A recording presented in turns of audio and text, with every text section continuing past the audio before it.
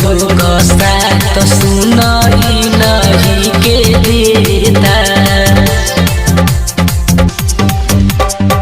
सुंदर सुशील ऐसन मिली है नेता, सब लोग साथ सुनाई नहीं के देता। भूली ना बेटा वाकिया पाना हो बेटा, वाकिया पाना हो बेटा, वाकिया पाना हो।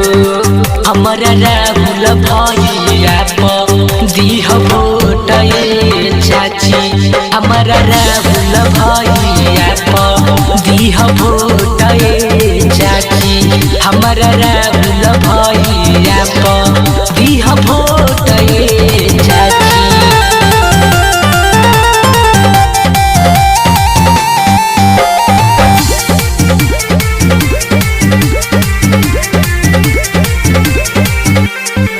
नेता हो बनिए के करिए हो सेवा, मिलल बाटे भौजी अब ही मौका।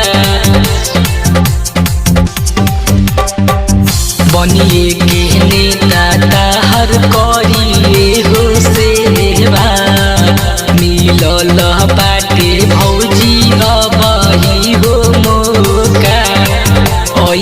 ना जति या के बतिया में जति, या के बतिया में जति, या के बतिया में। हमारा राहुल भैया प दीह